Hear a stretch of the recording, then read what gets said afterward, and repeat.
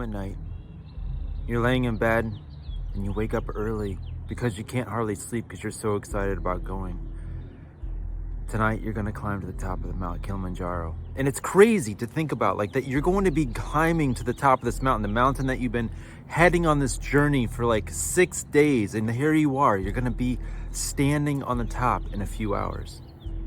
And so you unzip that tent, you step out into the air, and it's like this icy air just like grabs you. You're like, oh my gosh, it's freaking cold. And you click on your headlamp and you look up at the mountain and you see this like Christmas tree of lights going up, the strand of lights up the mountain. And you're like, I'm in this. I'm gonna be going up the mountain in a few minutes. And here we go. Here we go, it's game on. So we've reached Stella Point. And I'm like over the moon, but I'm anticipating this sunrise. And it's not there. It's like complete blackness because we went so fast, which is totally fine. Actually, the speed of going fast actually felt better because it kept us warm. We did get stuck behind this long train of people, which we started to really get cold. I'm like, okay, man, here we go. We're getting close. Keep pushing. Let's go. We're almost there. And we were feeling good otherwise. You know, you could see the sunrise go all the way around, and it was phenomenal. And then the temperature kind of picked up a little bit. As soon as the temperature picks up, your emotional level picks up a little bit, and you just feel better. You're not cold anymore. You're not dealing with the cold as much. And here I am standing there, and I'm like, oh man, I'm starting to feel it. Not just from like taxation piece, but the dizziness. The only way I can explain it is like, you ever been on a cruise ship and you're kind of like, whoa, or a boat, and you just kind of feel like a little bit off balance, like you're like trying to like always adjust. And my head and my feet just were not communicating. They were not on the same page. Or my head would tell my feet to do something and it just was not happening right. And so I kind of was trying to be as transparent to Oscar as possible. I think it's like a 4 out of 10. I'm really starting to feel it a little bit. We were, starting to pull away from Ben, and then I turn around and I look, and he's got his hands on his knees, bent over, and like he's just breathing. And I'm like, oh man, it looks like he's just completely gassed. Like, I didn't think it was that hard of a physical thing. I mean, it was hard, but man, I didn't know like to be gassed. And so I thought that he was just, completely out of energy. But as it turns out, it was more from dizziness is why he was like leaning over. And so I'm like, all right, I was just encouraging him, come on, you got this. We can, it's like just over, it's like less than a half hour from where we were, a half-hour hike. And you're huffing and puffing and breathing hard, and then he stands up, he walks like another 50 paces, and then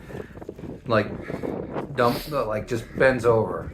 And he's kind of crumpled over and just like breathing again, and he's just focused in, and he's getting like frustrated. He's like yelling at himself to like get there, and so I continue to be as encouraging as I can. He gets up and makes the next stretch, and I'm thinking, I'm like, wow, like man, he is just really struggling. But I didn't realize it was just him like gathering his balance kind of again. Once we were able to see the summit in the distance, that was like the ultimate push. The adrenaline kicked in, both of us picked up, and we pushed our way there. And there's like quite a few people already at the summit. We had to wait a couple minutes. We gave hugs, and that was an incredible time of accomplishment, just like feeling like, wow, amazing. Asking why is called it Uhuru Peak. Uhuru means freedom peak. So that's the peak of freedom. So people, they struggle a lot to reach there. But when you reach there, you realize it's the time you be free. You struggle, sometimes you can't talk, it's hard to breathe, but when you reach to the top, you start talking, you feel that you can breathe, your energy is back. And that's the reason why it's called it Uhuru Peak, the peak of freedom, because that's the time you get free from the fear, from the worry you have, from everything. And you feel the energy, you feel like I can do more than this. And then as soon as like we got the pictures, we get off, we had that incredible moment of prayer afterwards with our guides. It was phenomenal. Ben looked at me and he's like, dude, he's like, I'm not doing well. And so he went over to Abraham. He's like, I need to go down right now. And so they started on their way back to Stella Point. I was feeling great. And so like, you want to go to the glacier? I'm like, yeah, heck yeah, we want to go to the glacier. And so we did a sidetrack down like this pebbly landscape down to where the glacier was. Man, and getting to touch a glacier was incredible. Such an incredible experience, and see it towering up, and to know like a number of years ago that glacier went all the way up to Stella Point was kind of amazing to know how much smaller it is now and how it might not even exist in another 10 years. Yeah, that's kind of scary and also sad in some respects, but I'm sure it's going to change in other ways, you know. As we're going down, he's like, are you okay? I was like, man, I feel like I'm going to black out. And he's like, seriously? And so I looked at my watch. My watch had my heart rate, the distance, elevation, altitude, all that stuff on there. And I'm literally looking at my watch and it goes 100, 90, 80, 70, 60, 50. And I was like everything started to get there. And now he knew that I had this like runner's goo from like marathon runners. So they spray it in their mouth, they push it in their mouth.